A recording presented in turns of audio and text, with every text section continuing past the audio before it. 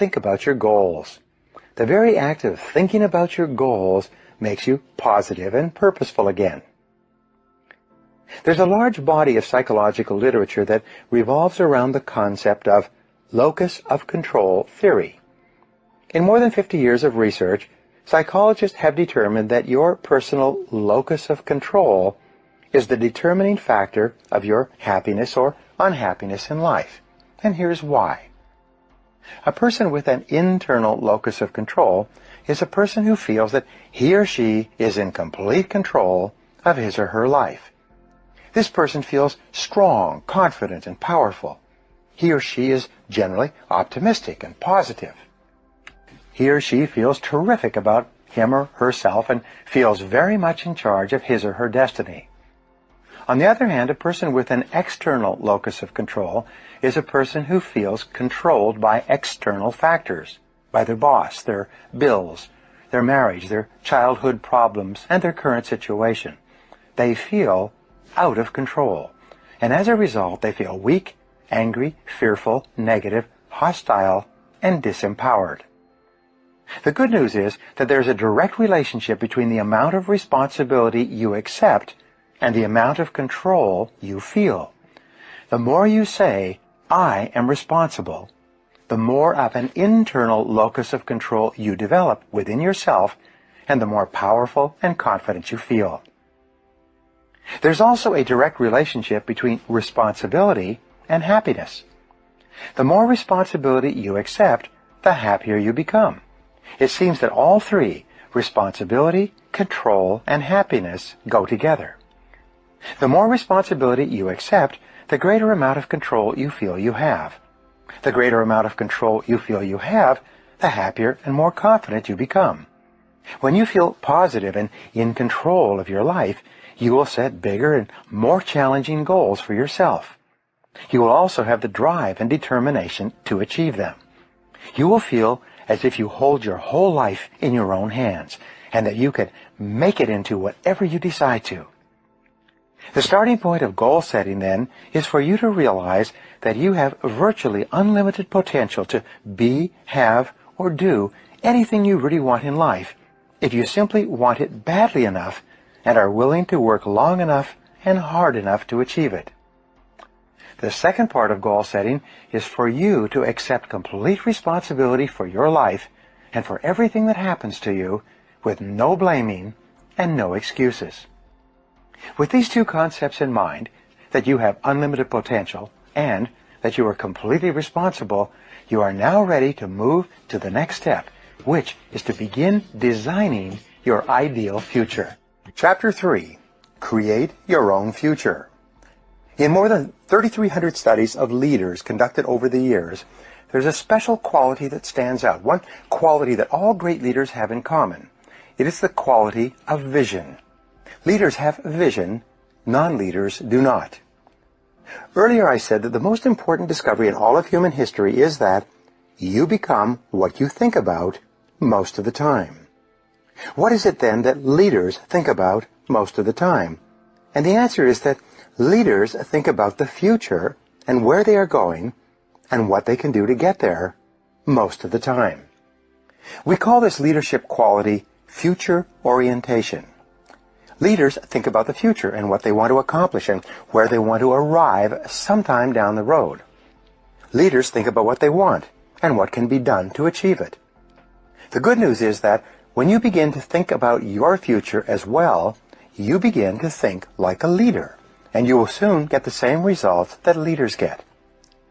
In personal strategic planning, you should begin with a long-term view of your life as well. You should begin by practicing idealization in everything you do. In the process of idealization, you create a 5-year fantasy for yourself and begin thinking about what your life would look like in 5 years if it were perfect in every respect. The biggest single obstacle to setting goals is self-limiting beliefs. These are areas where you believe yourself to be limited in some way. You may believe yourself to be inadequate or inferior in areas such as intelligence, ability, talent, creativity, personality, or something else. As a result, you sell yourself short. By underestimating yourself, you set either no goals or low goals that are far below what you are truly capable of accomplishing. By combining idealization and future orientation, you cancel or neutralize this process of self-limitation. You imagine for the moment that you have no limitations at all. You imagine that you have all the time, talents, and abilities you could ever require to achieve any goal you could set for yourself. No matter where you are in life, you imagine that you have all the friends, contacts, and relationships you need to open every door and achieve anything you could really want.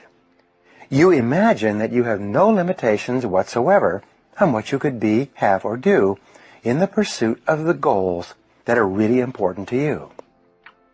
When you practice idealization and future orientation, you make no compromises with your dreams and visions for yourself and your future.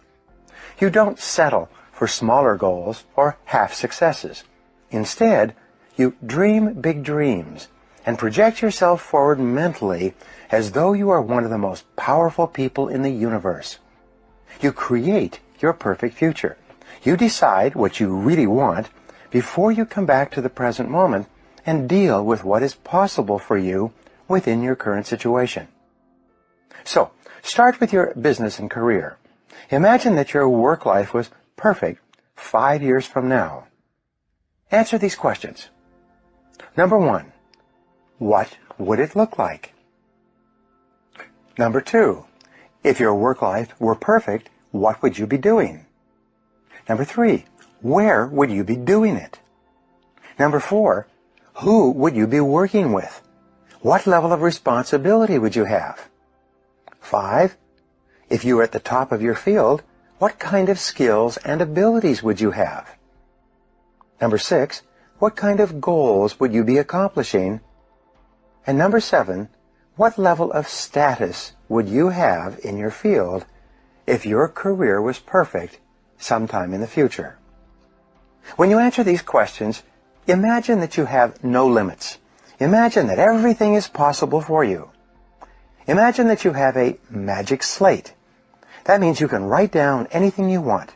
You can erase anything that may have happened in the past and create whatever picture you desire for your future. You can clean the slate at any time and start over. You have no limits. When you have clear, exciting goals and ideals, you will feel happier about yourself and your world. You'll be more positive and optimistic. You'll be more cheerful and enthusiastic. You will feel internally motivated to get up and get going every morning, because every step you're taking will be moving you in the direction of something that is important to you.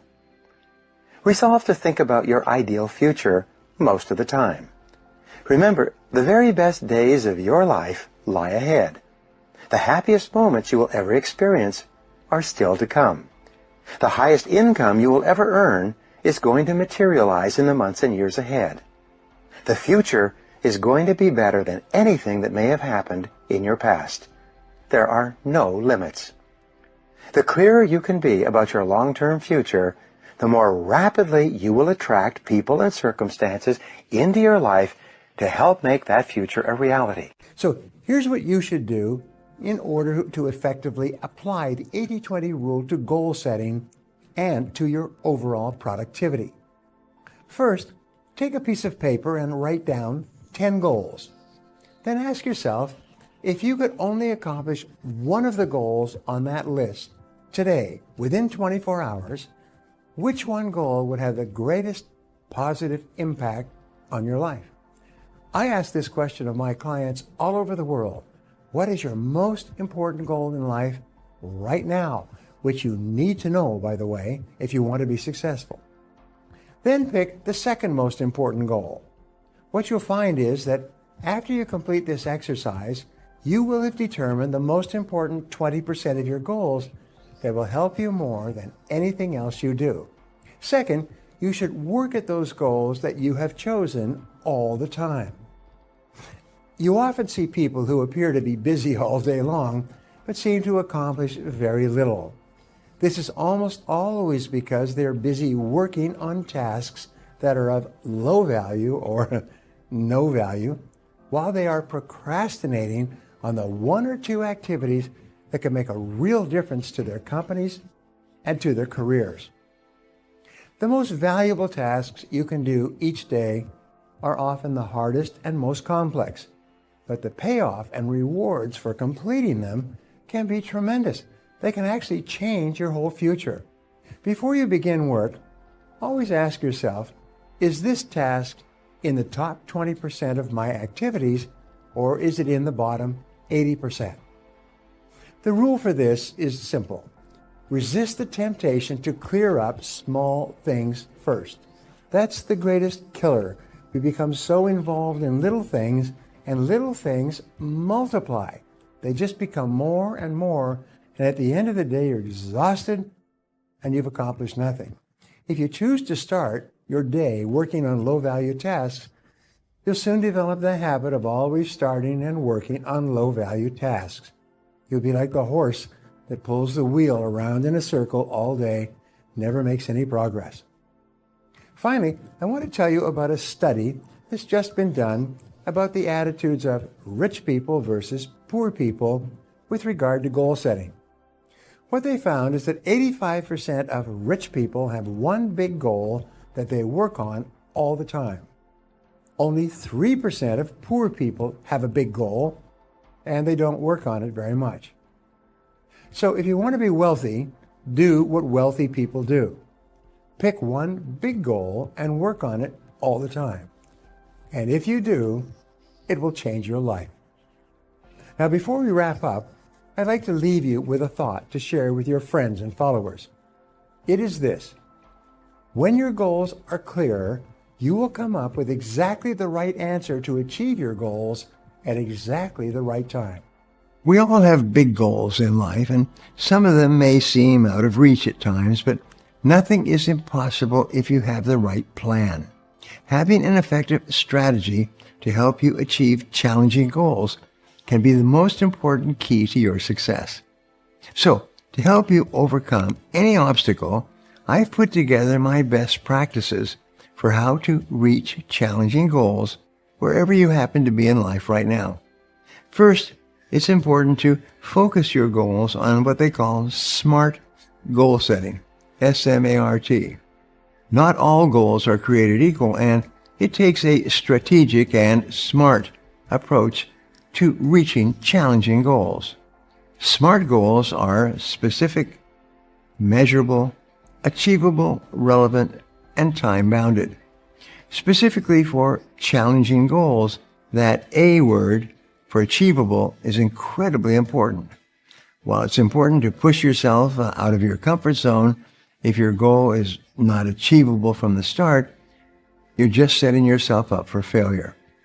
If you fear your goal has a high probability of failure, perhaps it is simply too aspirational. It's too big. Which brings me to my next tip. Break your goal down into manageable tasks, what we call bite-sized tasks. This helps you to keep your goals in motion and achieve them one small step at a time. You know the old question, how do you eat an elephant? One bite at a time. Same with big goals. Remember, each step you take brings you that much closer to reaching your goals. And by the way, each step you take motivates you to take the next step. So while they may not seem monumental in the moment, all of these daily tasks add up to incredible accomplishments. Similarly, my third tip for reaching challenging goals is to set specific milestones.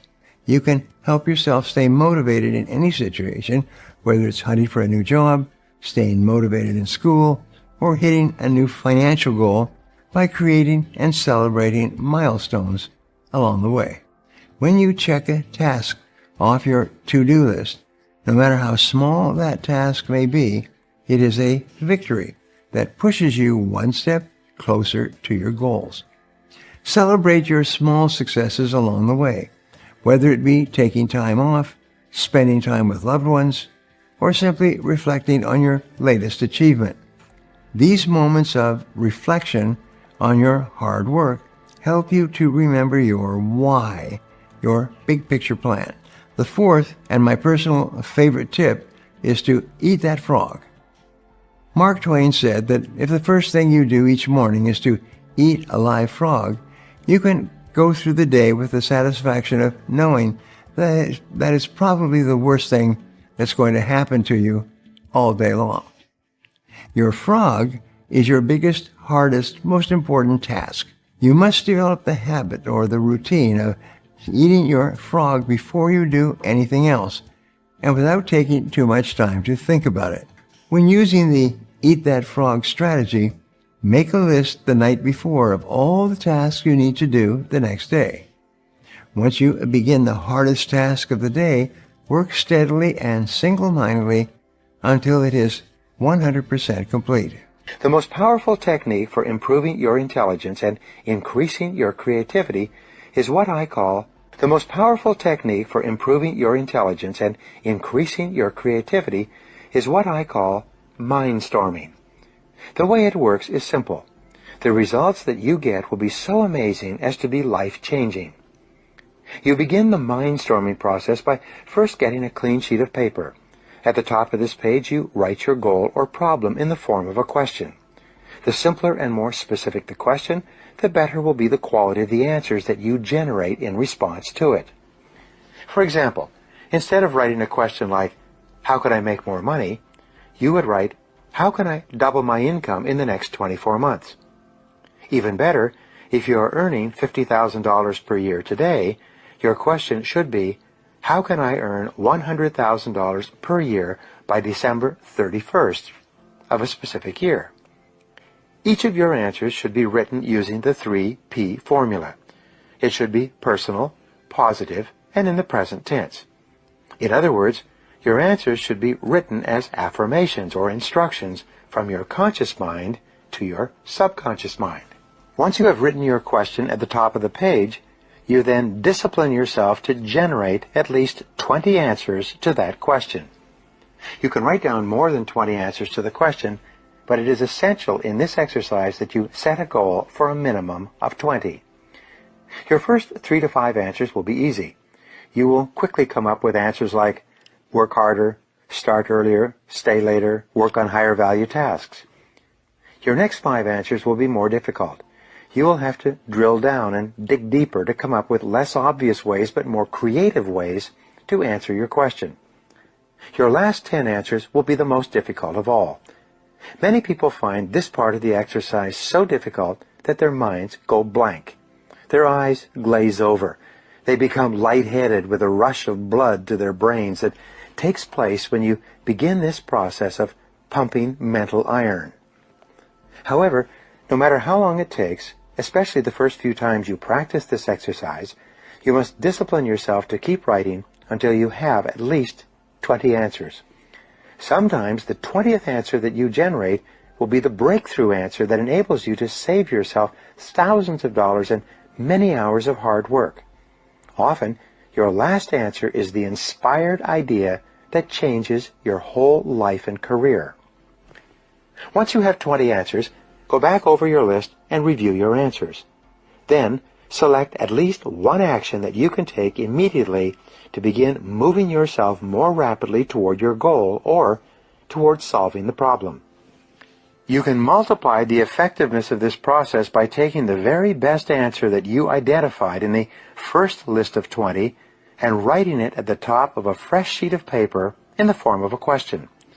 Then, see if you cannot generate 20 answers to that question as well. This combination exercise will rev you up mentally, like stepping on the accelerator of a car while the transmission is in neutral. Your mind will sparkle and dance with mental energy and bristle with ideas like the bright lights of a Christmas tree. For example, your first question could be, how can I double my income to $100,000 over the next 24 months? One of your answers could be, I work 2 extra hours each day. You could then transfer this answer to a new sheet of paper and phrase it as a question. What can I do to get 2 extra hours of productive time each day? You can then begin writing 20 different things that you can do to save time, gain time, and spend 2 additional hours on productive work each day. Whatever answer you choose, put it into action immediately. Do something, do anything. The faster you take action on this exercise, the greater and more continuous will be the flow of ideas as you go throughout the day. If you generate these ideas and then do nothing with them, the creative flow will slow down and stop. The very best time to do this exercise is first thing in the morning, right after you have rewritten your goals in your spiral notebook. Each morning, you can take one goal, rewrite it as a question, and then generate 20 answers to that question. You can then immediately get busy and implement one of your answers. You can perform this exercise repeatedly on the same goal, if the goal is big enough and important enough to you. Don't worry about writing down the same answers over and over again. The more you practice this exercise, the more likely it is that you will trigger completely unexpected breakthrough ideas. This may require several days or even weeks of work before the flash of inspiration takes place. You must be patient and determined. It will come. As I mentioned before, successful people are intensely solution-oriented. The fact is that life is a continuous succession of problems and difficulties without end.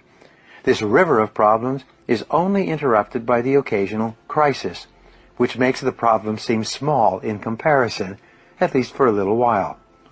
In fact, if you are living a busy life, you will probably experience a crisis of some kind every 2 to 3 months throughout your life.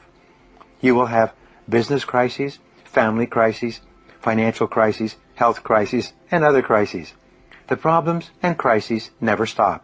They keep coming like the waves of the ocean.